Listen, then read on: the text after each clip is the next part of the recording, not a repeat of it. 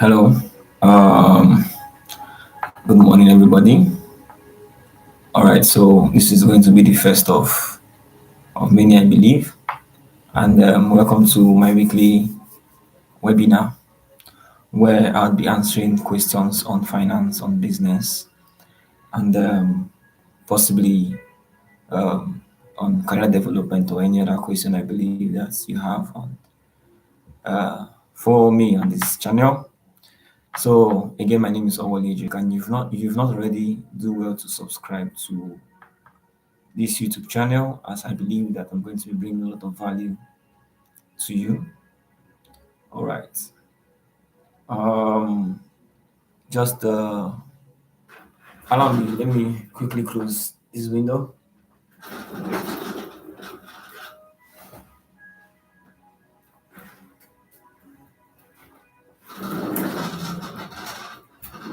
All right. Sorry for a little bit of hiccup there. All right. So I did put up a questionnaire online for interested parties to put up their questions, and then I'll answer the questions. I got very little response, and I'm going to read that. So I used that question, and then I used a description of what I want to do, and I also put that on ChatGPT to generate some other questions because the response I got were very few. So I actually did that, and yeah, I got something. So the first question here is, how do I grow my finances? All right. So this question, it's very open ended, and I'm going to be answering to the best of my ability now. So how do you exactly grow your finances? It's pretty simple and at the same time complex because it takes more of discipline and motivation to grow your finances. And I'm going to be responding, putting or paraphrasing somebody that I have learned from so much, Warren Buffett. So Warren Buffett is somebody that, I mean, we many people know him. Some people call him the Oracle of Oklahoma, the CEO of Yes Holding. Sorry, of Berkshire Hathaway. Yes Holding is still the Melu.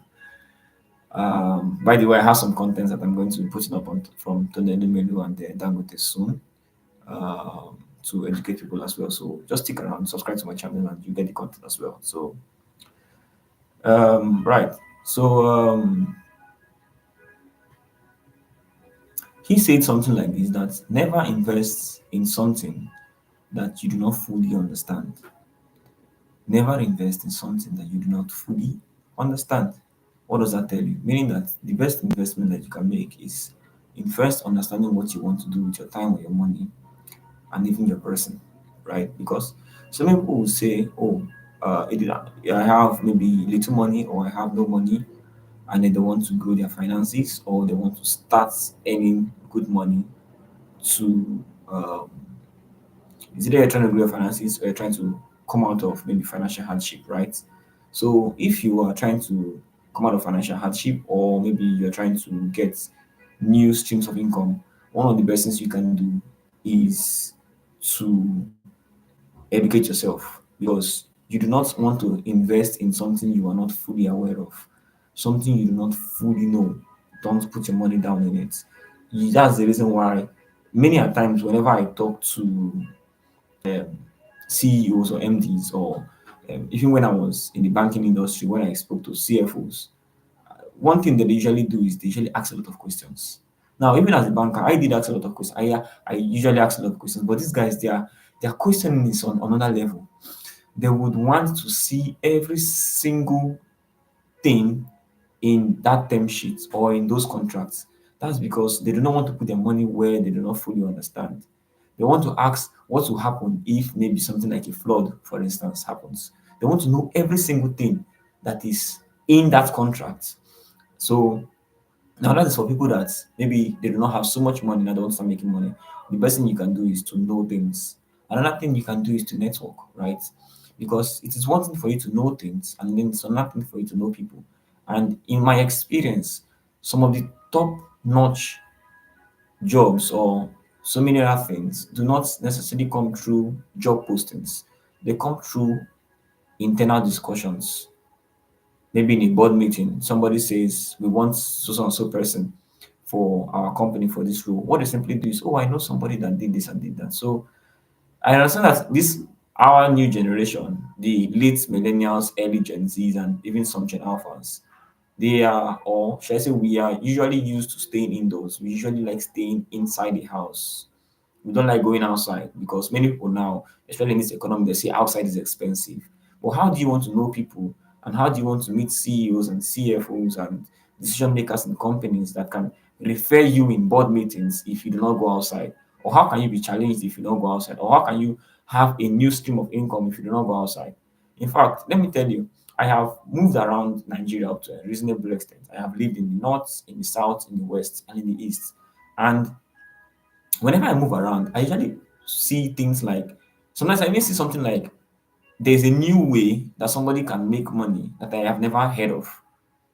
I remember coming to Abuja, where I currently reside, or I still travel around, but I mostly reside in Abuja for now. Whenever I remember coming to Abuja and I went to some conferences, even sometimes I traveled to Lagos or some of like company paid trips and stuff. And when I overheard some of these guys talk, I never knew that some of these deals I was hearing were even possible. I'm not joking. I know that I have seen some webinars online when people say that they can acquire an asset with no money down, but I never really understood how to structure that thing because I came from a banking perspective where we had a slogan called "Follow the money." So whenever there is cash flow, you have to follow the money to know what you want to do with the person or with the organization. But then I asked now, I my eyes were open to a new light that there were ways to structure deals, way to acquire assets that does not involve actual cash flow, like paying somebody to do something. Many a times it's structured in so many different deals, actions, or maybe projected in future cash flows, sometimes even with promise of IPOing in 5, 10 years. Because yes, some people actually do that. They bring in somebody, acquire an asset, or maybe from the government or something like that, and they say, you know what, for the next couple of years, we're going to be getting dividend from this. When you develop this asset, it's going to come back to us. Or some people will say, you know what, develop this project, develop this business. In the next 7, 10 years, I want you to IP, I want you to be listed on the Nigerian Stock Exchange. And then they exit from there. And you see how people have very, very long term drive, very, very long term goals. And it's just amazing. Why? How did I know this? Because I moved around, right?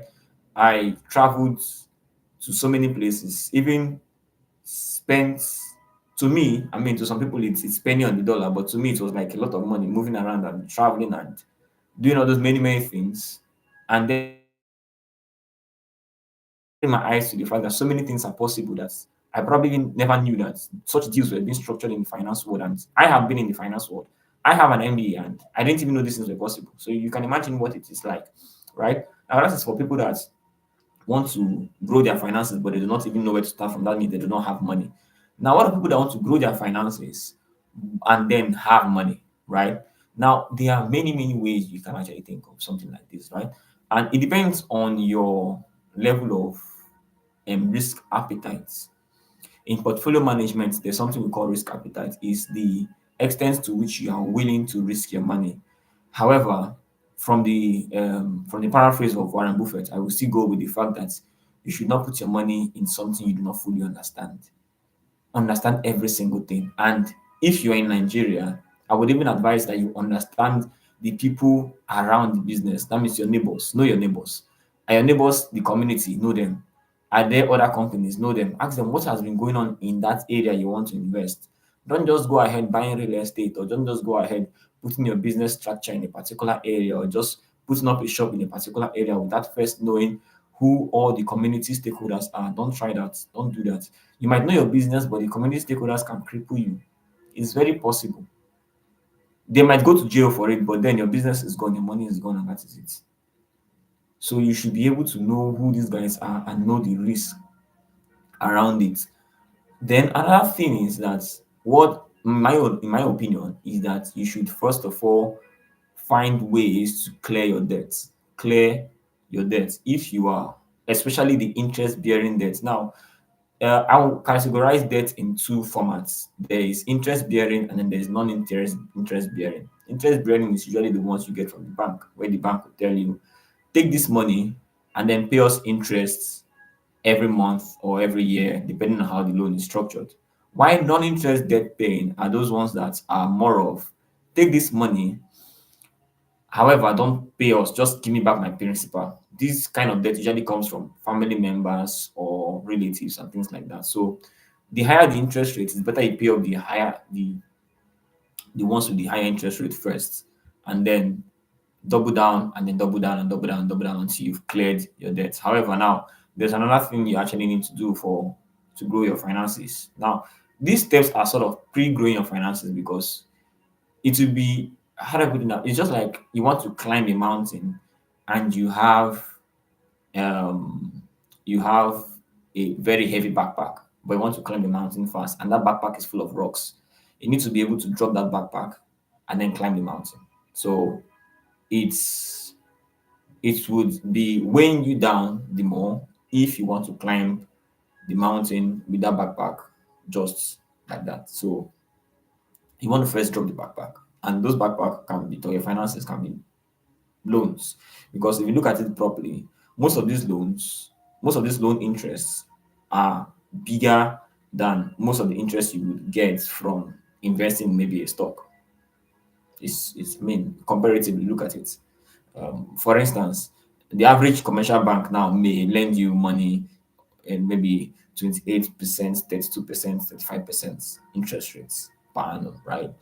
And then that is excluding commission and fees and structuring stuff and advisory fees, um, management fees, etc., that banks usually take.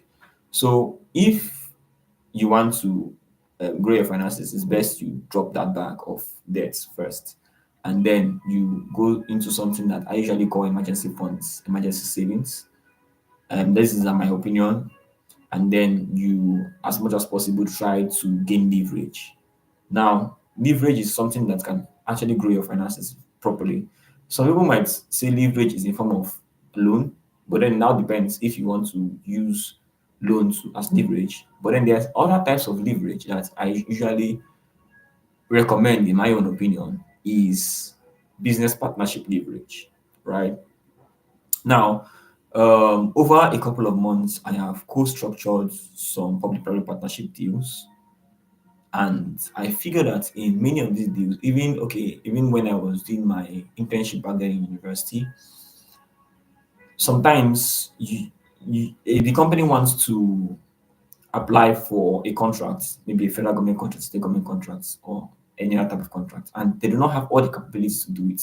They find another company that does have some of those capabilities, and then they come together and they apply as one entity, maybe in a JV or in a consortium. So their two experiences come together to become one person applying for that stuff. So that gives them leverage, because ordinarily by themselves, they will probably not be able to apply for that contract, and sometimes they would win it. Well, I mean, it's a game of let the best person win, basically, right?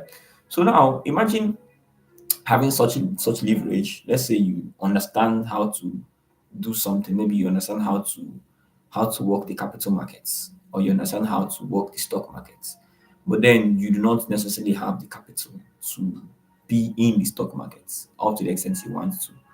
Now, how best can you do that? You just simply find a worthy partner, which of course you've networked with. Again, we've gone back to networking from one of the first points. And then you leverage on that partnership to grow your finances and even your business if you want to. Now, another thing that I usually sometimes recommend is you can also grow your finances through um, index funds, right? Like some people will say the S&P 500 for the US markets, and then for the Nigerian market, it's the NGX ASI. That's the Nigerian stock markets, the overall index for the Nigerian stock markets, which at the beginning of this year, it did pretty well. I do not know the current percentage it was up, but I think that sometime this year it was up at about 33% or so. That's and then with the current bank recapitalization, you know that more monies have been pumped into the Nigerian stock markets. although some companies have left Nigeria, but I mean, you understand the balance and stuff like that. So those are ways that you can actually potentially grow your finances, right? Remember, I said first of all, you need to really, really understand what you're doing and what you want to do. And there is no shame in not knowing what you want to do. That is now where you need to go out and meet people and talk to people so that you can understand different possible ways that you can potentially pitch yourself in. I mean, imagine saying, okay, you want to go into the commodities markets, maybe minerals, gold, um, uranium or whatever thing, columbites that Nigeria has. You want to go into trading of that, it's possible. You want to go into agriculture, you want to go into e-commerce, you want to go into tech. It depends. But then you really need to understand what you are doing, and there's no shame in not knowing what you want to do at first. There's absolutely no shame in that. That's the reason why you need to be able to test the waters, know which one best suits you, possibly watch YouTube videos on them, and many, many things like that. I believe that will help you to potentially grow your finances, right? Now, some other questions that I looked up, that I would be looking at doing. Now, another way to, okay, some other questions here. Let me get some other questions. All right, so another question here is, what are the best strategies for paying off debts quickly? What are the best strategies for paying off debts quickly? I had earlier discussed something about debt here, where I made mention that it is best you pay the high interest debts first, and then you double down to the low interest debts. However, you can keep servicing the others. And then some other thing you should really know if you're already into a bank debt is that you should ask your account officer monthly, depending on if you're paying that down on the principal or on the interest. You should ask your account officer or your relationship manager to give you the debt schedule, the debt repayment schedule. That can help you see what it should look like, and then how you can now possibly budget your finances. Another way to look at your finances is to download your bank statement. This thing actually does work. It works. Download your bank statement for a couple of months and see where your money has been going. Yeah, it does work. So I remember there's this YouTuber, I think it's Sanchez or something like that. I think Cody Sanchez. I think yeah, it should be her. Said something like that money is a very jealous lover. If you do not pay attention to it, it will look for somebody else that will pay attention to it. So that is one of the best ways to fix your debt issues if you do have debt issues. And also, I'm not saying that debt is a bad thing, but then you should really understand what you are doing with the money before going to take the money, and you should have a proper repayment schedule.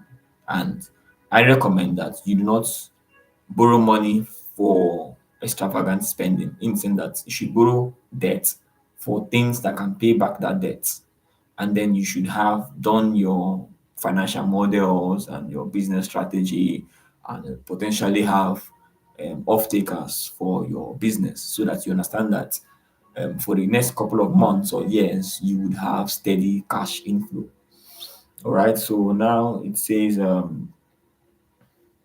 how can I start saving for retirement in my 20s, 30s, and 40s? Now, depending on the country you are, I know that most countries or some countries have um, pension laws, like laws governing their pension and things like that. So you can look at which financial institution does good in your area of jurisdiction and possibly work with them. I believe that is going to really, really help to work on your retirement. Another thing you can actually do is to put some extra monies aside, maybe in the stock market, depending on the country, and you have to actually know how good the stock market works so that you can make the decision properly by yourself. And then the method I like the most is have your own business. That's the method I like the most. Just have your own business and understand something I call delayed gratification. The fact that you are making money in the business doesn't mean that you have money. Your business can have 10 million naira and your account you only have 10,000 naira. Possibly you are broke, but your business is not. They are two different people. Do not go ahead spending your business money or borrowing from your business for personal gains. It's most likely going to destroy you or your business. So, if your business is paying you maybe 200,000 naira monthly as salary, stick to that until your business is big enough to cover the selling, general admin expense, and all those many things, and possibly make a profit out of it. Please just stick to your business salary. Do not go ahead to start preferring your business purse in the name of living the life. Yeah, because your business is a very different entity from you. So you should understand that your business might be very rich and you might be a little bit broke. They are two different entities. Don't go around mixing one with the other. All right. So another one is how do I grow my side hustle into a full-time business? Now, one of the main things that I usually recommend is first of all have a plan. Have a plan to, first of all, if it's a side hustle, it means that you have a job or maybe you have a full hustle, right?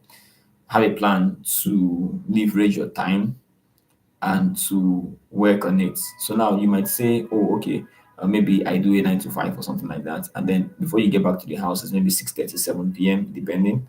And then between 7 to, let me assume your sleep time is 11 p.m., because the body needs good rest. Now you have 7, 8, 9, 10, 11. You have 4 hours. Now, what do you do in 4 hours? I recommend that you put 2 hours of undistracted time, at least 2 hours. You say 2 hours of undistracted time into your business and then grow it. And then you now have the weekends like we do here now. You now have the weekends and then you can grow that into bigger businesses. Now, another thing you need to actually understand on how to grow your side hustle is that um, your side hustle should be able to be consistent enough to pay you before you turn it to your full-time hustle. Let me explain. And personally, I've made some mistakes in the past. Yeah. So your side hustle now is, let me give an instance of maybe you sell stuff online. You're an e-commerce person, you sell stuff online, and then you have a way of building your business. Now you've told yourself that between now and the next 3 months, or no, between now and the next 9 months, let's be more realistic. Your business is going to be making 1.5 million in revenue. Revenue is not profit. In revenue, um, every month, right? And inside that revenue, your profit is probably, let's say 400,000, right?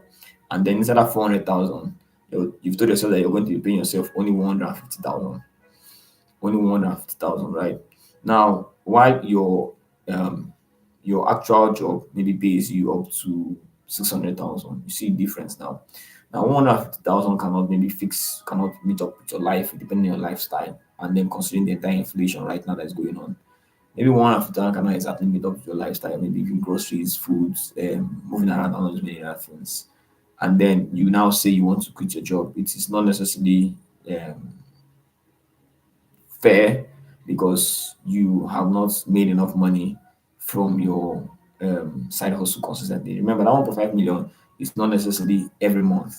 So you need to be able to have your runway for at least 12 months. I usually recommend 12 months runway because of the volatility that is currently I see in the markets, right?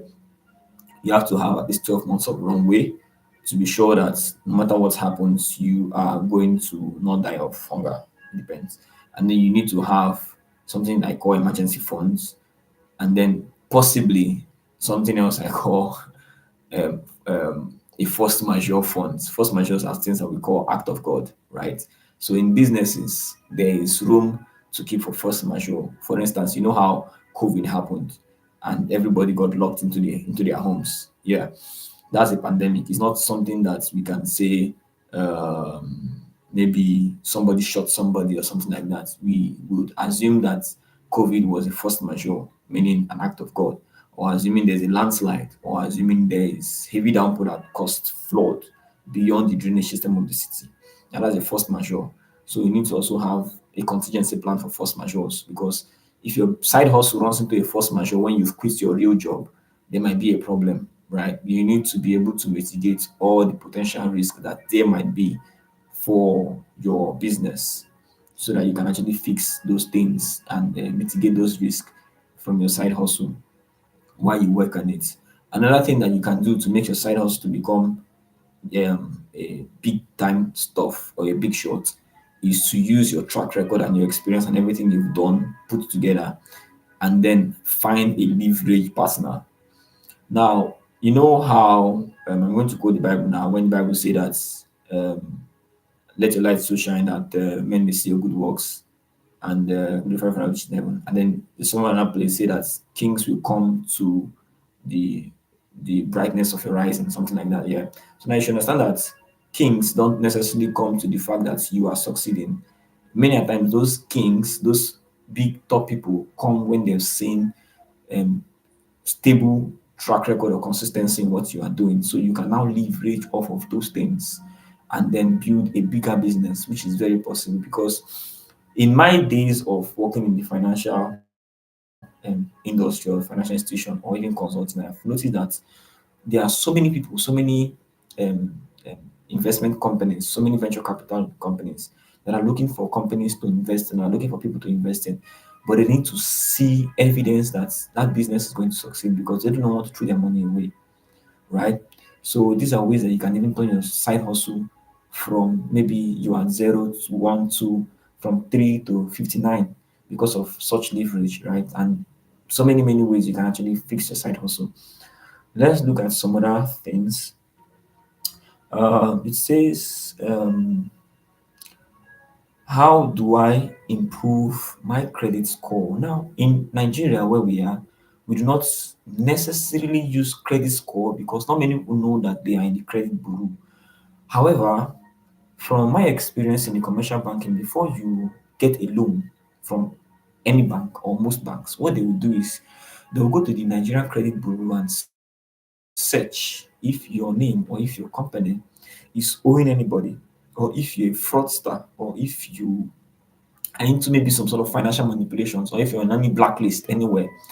Now, that tells about your credit credibility before they will be able to give you such loan or such facility, right? How do you improve your credit score in these scenarios? That you ensure that you always pay whatever money you borrow from any financial institution on time.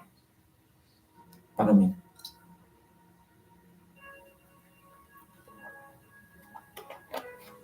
Meaning, if you borrow money, pay it. And then sometimes some people would give an opinion that you should borrow money that you do not need, only to pay it down before the interests or the maturity date of the loan, right? Now, some people will argue that this is just for you to help build your credit score, and then for you to have a track record that you've borrowed and you've paid back before, because some banks actually do need track record, and that track record can come from, maybe you can just say, okay, let me just borrow 10,000 for a week, and then the next 2 days you pay back 10,000 and the interests. It kind of builds a track record, right? Even if it's small monies and stuff like that. So, all right, so that's that about credit score and how the Nigerian bureau works. Now, sometimes let me give an opinion here of something that happens sometimes. I have seen some people, while in my experience as a commercial banker, where some people would claim that they have made payments, they have paid down their loan and they are not owing, but in the credit bureau, in the creditors in the database, they are still owing money. So they have to go back to take a letter of non-indebtedness from the bank or from that financial institution to clear their name that they are not owing any money. Now you should be really careful about this, such that you should know from um if you are tagged to still be owing money that you are possibly not owing. So yeah, it's kind of a thing, but not many people know about it until you want to borrow money. So it's kind of just there. It's kind of a thing in the Nigerian credit system since when last I checked. I mean, I'm no longer in the commercial banking industry, so but you understand? Okay. So another question here is, should I invest in stock or real estate for long-term growth? I don't know. So many people now have been giving testimonies of how some stock in Nigeria have been making them more monies. Like we know of the, is it the Owando stock or something like that after buying Ajit, something like that. I think that's, yeah. And then the stock went up by a lot. And then some banks during the recapitalization, stock have gone up by quite some things. And then we have people like Okomo and Presco that are into agriculture. We know that the stock has gone up like the past few years or something. It's been a while I checked the stock market, but the thing is, and then some people have real estate where they are now thinking of investing in real estate because real estate is they say is a sure banker that it must do this, must do that. Now, one thing I usually recommend is to understand this type of investments.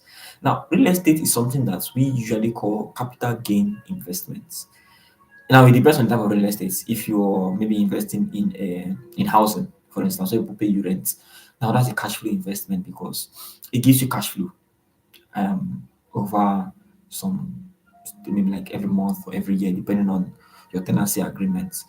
And then there are some stock that there are some real estate that when you buy once, do not um you do not gain money from it, and then you hope to resell in the future for capital gains. That means you only get the money, your gain when you resell or when you sell, and then you gain your capital plus plus the invested interest, something like that, right? So that's like capital gain investments. Same thing with some stock. Some stock do not give dividends. They are capital gain stock. And then some stock give dividend. They give you cash flow. I refer to them as cash flow investments, right? So now you need to understand what you really need to do and what you want to do. Again, another thing I tell you for real estate, you need to understand things like the community, the area. What's the government plan for that place? What's the current governor's plan? Is it in his master plan to build a road around that area? Is it in his master plan to build maybe an institution or something? Are there companies coming around there? Who else is buying land where I'm buying land? You need to be able to understand these things. And then for the case of Nigeria, right? I'm not a lawyer, but from some discussions I've had, you need to be able to know if that land is encumbered. You need to go to the court to be sure that that land is not in any case. You need to be sure that the CFO is with the CFO. You need to be sure that there's no bank, there's no loan that has that property as a collateral, because if you buy if you buy a property that the bank has that property as a collateral, there might be a problem. So you need to be able to do this due diligence, right? And potentially invite a lawyer or seek the opinion of a lawyer to be sure that that land is clear of any issues. And I mean, this goes to also real estate that are sold by companies, because it's possible that some of these companies might take a loan and use that land as collateral for that loan. So you should be very careful. And sometimes too now there's something in Nigeria called land banking, where you give money and then they collateralize that money on a particular piece of land or something like that. You should also be careful to know if that land is in such um is backing any facility or something like that. Now, for the stock market, you need to study a lot. I think you need to study more for the stock market than for real estate. Real estate just has a lot of checks and balance, due diligence, and where you might spend one or two monies and stuff like that. But for the stock market, you need to really, really understand things like the company. You need to understand the laws governing what they are producing and many things. Except maybe you are just a short-term trader, something like that. You just want to put your money 1 month, you get back your money and you walk away. But if you're going for the long term, it depends. If you're going for the long term, if you're going for the short term, if you're going for capital gains, or if you're going for dividend cash flow investments, it all depends on so many things. And then you need to be able to read things like financial statements, right? Like one of the methods that I would recommend is to look at the company's book value and then look at the company's market value to know the disparities, so that you can know if you would buy or short the company stock, or depend it depends on different factors. So you should really, really understand these factors, right? and you should seek opinion of financial response before you make your decision. It's very important that that you get the information you need to get before making decisions, so that you can go in properly and go in and earn good money from it. Whether you're talking of the stock market or the real estate market, as I have some question here. Now, there's another question I say, how do I manage cash flow effectively as a business owner? How do I manage cash flow effectively as a business owner? Now, this cash flow thing is not profits. We should really understand that the fact that that your company has money in the bank doesn't mean that your company is making a profit. Now, that's where um, something called managerial accounting comes in. And the truth about accounting is that almost anybody can learn accounting. I'm sorry, accountants, but you understand. They also have exams to be chartered, to become a chartered accountant. Depending, like Nigeria, we have the ICANN. I think the UK have the ACCA. The US have the CPA. So it depends on you, where you are, where you're listening from, your jurisdiction.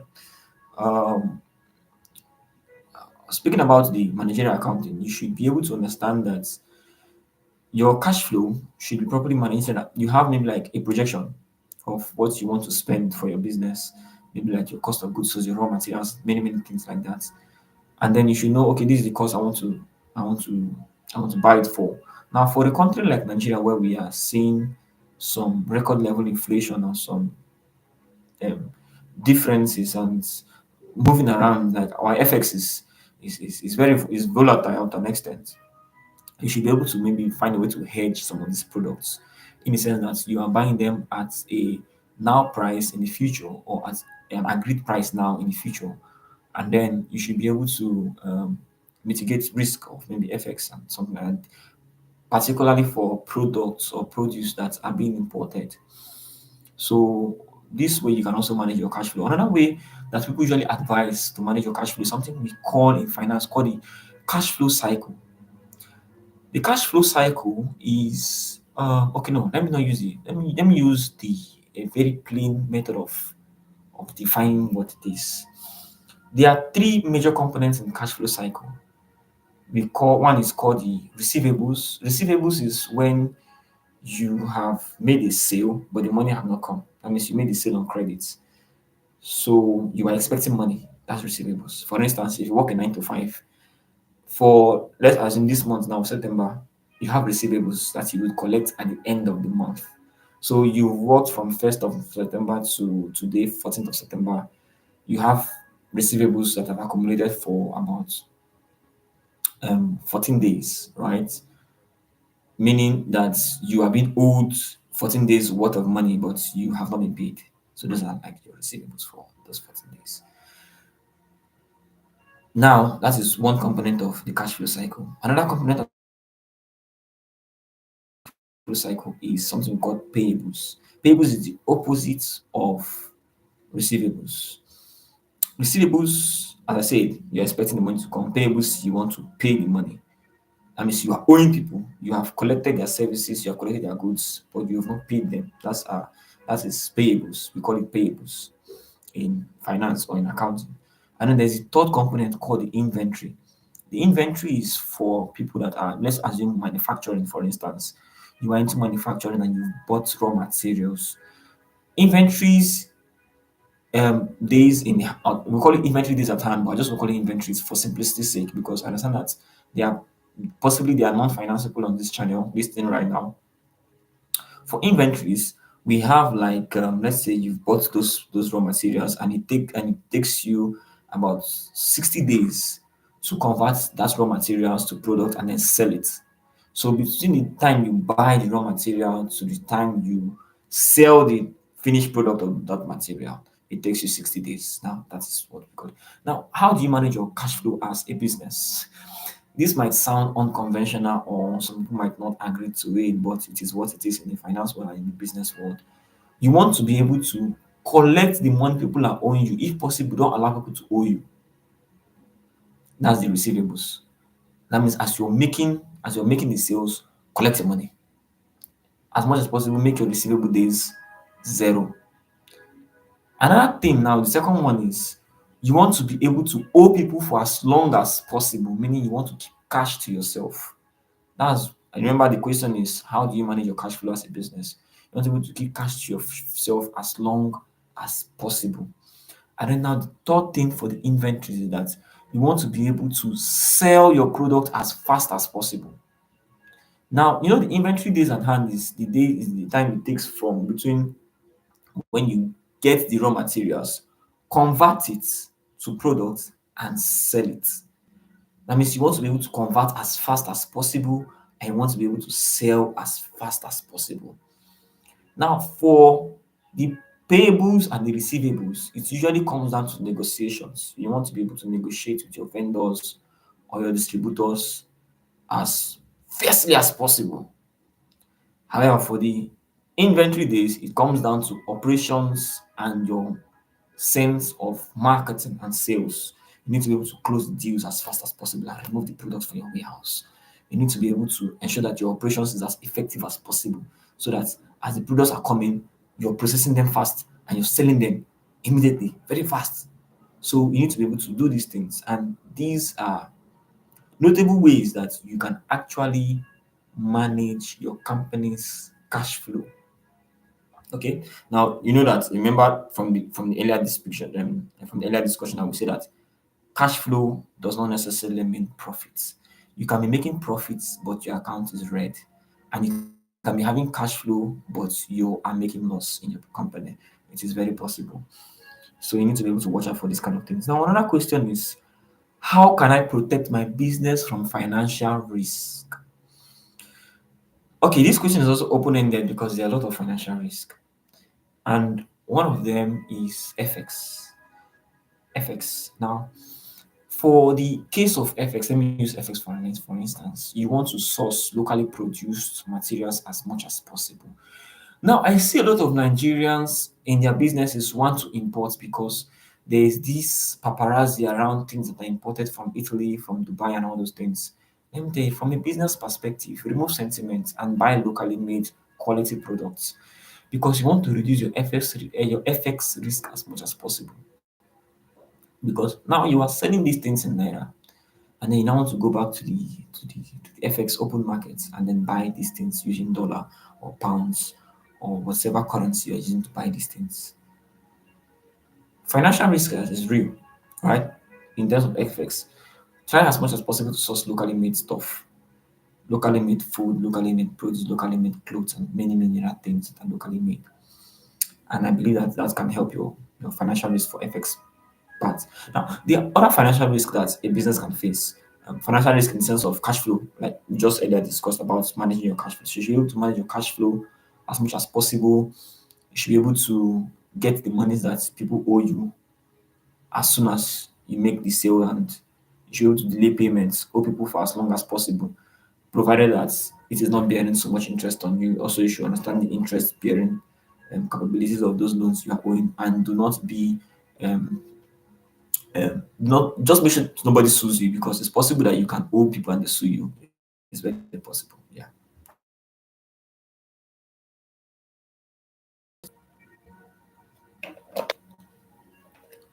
Another type of financial risk you can take is in fundraising. Now, some people want to raise, some people want to raise equity, some people want to raise debt. Now, in terms of fundraising, you should be able to understand that if you're raising, um, if you're raising debt, for instance, you should be able to understand all the all the every single contract, everything on them sheet, understand everything, every line, understand every line. Now you might have a lawyer that wants to read maybe the term sheets from the um from the bank or from the financial institution. However, you should read it yourself and you should understand it for yourself, and you should clarify with your relationship manager and your account officer what every line is so that you do not make any mistake, which trust me can be very detrimental. Another thing that you want to do is you should be able to understand the interest on every single facility you have. or if you're raising equity, you should be able to understand the expectations of the shareholders. Sorry, so that you understand the financial risk or the financial implications of everything you are doing. All right, let's go to the next question. Now, what is the best way to set financial goals and stick to them? Right. This used to be a problem. What are the best financial goals to stick to them? Now, I am not advertising any of these people, but I know that some people have irrevocable standing order. Irrevocable standing orders are ways financial institutions get a note from you saying that for this particular period, I want monies to be transferred from my account to maybe my other accounts where I do not touch the money, and maybe like every 30th of the month, for instance, you should maybe move maybe 10,000 naira or 100,000 naira or 1 million, depending to this particular stuff. So now you have set a financial goal to save 100,000 naira every month or 10,000 naira every month, and it's just there. Another thing you can do is expect to fail. Now you can set a financial goal to do this, to do that, to do that. Expect to fail because you do not want to. You may not get it right the first time. That's the truth. That's the truth. You may not get it right the first time. So expect to fail and get back on your feet and get back to it. However, if you fail, stand up and get back to it. You understand? Because I have to be realistic. I have to be realistic. Even me, I have failed in several financial goals personally, and I have come back from them stronger with more discipline and more motivation from the inside. And I am more of a credible person with every single time I have made a mistake and I have learned more. Now you might not say, oh, somebody has been in the financial institution or in business management for this long is still making these mistakes. Yes, it's possible. It's possible. Sometimes even the best people make mistakes. Mhm. So be sure that be open hearted to the fact that you might make mistakes and um you might not get it right the first time, right? All right. And then now you should now also depends on what type of financial goal you want to set. Okay, so some people will now say, what are the best practices for managing my business finances? Okay, before I answer that question, let me check if there's any other question on this other side. Uh, okay, no. Let's see. Okay, no, we still have just one question. So, now what are the best ways to manage your business finances? Let's get back to that. One way you can manage your business finance is through managing your cash conversion cycle, as I had earlier spoken about, where we have the receivables, the payables, and then we have the inventories. So you should be able to manage these things properly. Another thing that you should be able to understand is that you should know that your company is not you. I keep seeing entrepreneurs make these mistakes, particularly startups. You see some startups, some tech startups, they've raised funding, maybe $100,000 or $1 million, and they want to put everybody's bill inside the company's account, boat on the company, lunch on the company, breakfast on the company, their personal travel to maybe somebody's wedding on the company. The company, I don't think the company calls wedding in the sense of goodwill or welfare. The company's money is not your money. The fact that you want to go, maybe it is Christmas and you want to do some good things by yourself to some people, doesn't mean that you should fund it from the company. Your money is your money, the company money is the company's money. Two different things. Although, yes, you might be the account signatory to the company, but the company's money is not your own. Keep it at that. The company's money is not your own. Now, another way to manage your company's finances is to have something I call projections. Now, you have a plan for the entire year or for maybe the next 3 months, and you say, for these 3 months, we are going to do this in this company. Meaning we are going to be spending, let's assume it's a small company, you want to be spending 5 million for this next 3 months in doing this for the company. Stick to that. Stick to it. Stick to it. For that next 3 months, you are spending 5 million and that is it. Except something comes up that maybe you don't have allowance for miscellaneous. Stick to that 3 months budget, stick to that 3 months projection. So now for that 3 months, you know that this is what you are spending. And any other expense that comes from that seems important but can wait, should wait for the next 3 months. So now after that 3 months, maybe towards the end of that 3 months, you now know that um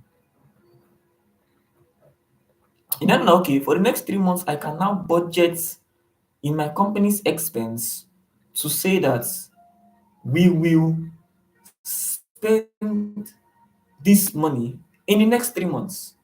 So maybe you can now shift it to the next 3 months and you now put it in the next budget for the next 3 months, which you should also stick to. So that way you can actually properly manage your company's finance, your company's monies, because your company's money is not your money. It's a different entity entirely.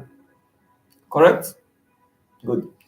Now you should be able to understand the variance. Now, when I say variance, because you have said you're going to spend 5 million doesn't mean you will spend exactly 5 million. You might spend 4.8, you might spend 5.2. Possibly there might be discrepancies. So you need to know the variance of every single line item. Another thing you need to do to manage your company's finances is auditing. Now, I see a lot of companies do not do properly at all. They do not. They just start the company and just keep going. No auditing, no nothing. No. You should be able to know what your company is spending on and you should be able to classify every expense. Pardon me. You should be able to classify every expense of your company in the sense that the fact that your company is making maybe spending money in maybe let's say diesel cost, for instance. Diesel cost. Now it depends on, is that diesel used in production or is that diesel used for the admin building, because it can either be classified as cost of goods sold or SG&A depending on what it's being used for, right? The same thing with labor cost. Is the labor directly affecting the production or is it maybe an administrative overhead? So you should be able to understand every single line item on your business to be able to properly manage your business finances, to be able to properly manage your business money. So you can now know the loopholes where your company is spending too much money or where your company is not spending enough, right? And then you should be able to have metrics. You should have your metric system, like percentage of this, percentage of that, to be sure, okay, this percentage of this is going to this, and basically so many things like that. So okay, and then another question before I wrap up. This is supposed to be for 1 hour every Saturday. Please, if you've not already, do well to subscribe to this channel. And let me respond to this one more question. All right. So this question now is: what are the financial benefits of incorporating a business versus staying as a sole proprietor? Pardon me, I need to stay hydrated.